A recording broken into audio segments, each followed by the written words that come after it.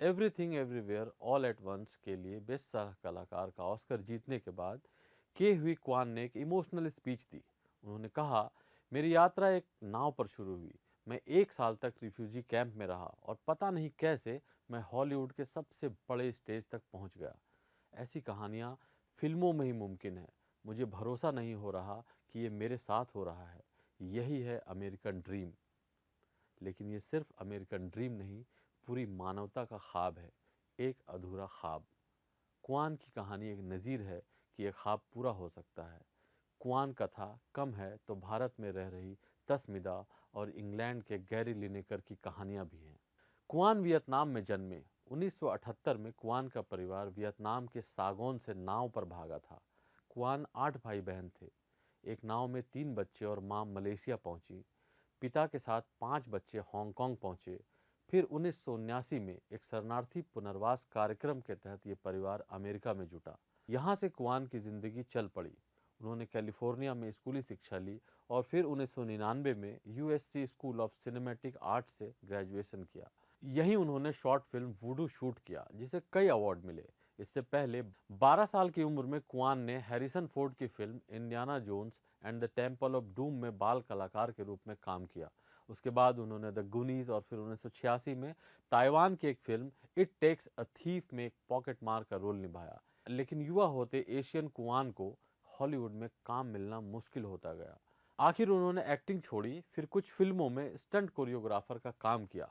करीब 2 दशक बाद 2018 में क्वान एक्टिंग की तरफ लौटे। क्रेजी रिच एशियंस की कामयाबी ने उन्हें प्रेरित किया और अब तक हॉलीवुड में थोड़ा माहौल भी बदल चुका था। और अब देखिए, वो ऑस्कर जीत चुके हैं। दूसरी कहानी गैरी लिनेकर की। अभी इंग्लैंड में गैरी लिनेकर की खबर सुर्खियों में है।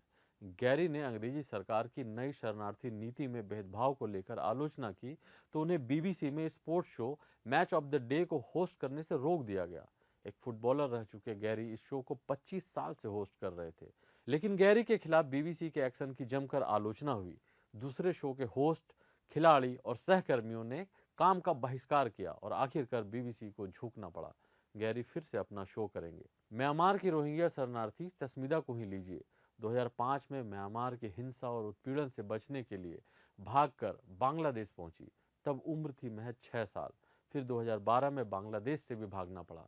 तस्मिदा को 2 बार नाम बदलना पड़ा, 2 बार देश बदलना पड़ा।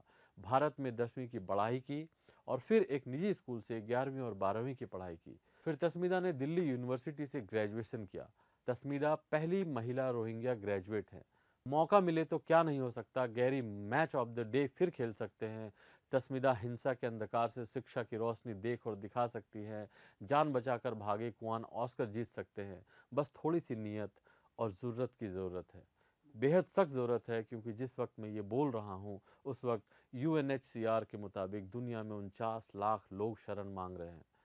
3 करोड़ से ज़्यादा लोग शरणार्थी हैं। इन जख्मी लोगों को मरहम देने के बजाय सीरिया, वेनेजुएला, अफगानिस्तान और सूडान के पीड़ित दमित लोगों को मदद करने के बजाय दुनिया नए नए यूक्रेन पैदा कर रही है। कोई देश एक धर्म से दूरी बनाने के चक्कर में रोहिंग्याओं से मुंह फेर लेता है तो कोई देश अपने ऐशो आराम में रत्ती भर कटौती के डर से 2 निवाले साझा करने को तैयार नहीं। तस्मिदा कुआन की कहानी बताती है कि सियासी साजिशों और तानाशाहों की सनक से जो शरणार्थी बने हैं, उनमें भी वही बात है जो किसी सर्व सुविधा संपन्न अमेरिकी परिवार के बच्चों में है। बस मौका मिलने की बात है। इन्हें मौका देना मानवता को मौका देना है। जिन देशों ने ज़रूरतमंद शरणार्थियों के लिए अपने दरवाजे बंद कर रखे हैं, वो अपने दिल और दरवाजे खोल कर तो देखें।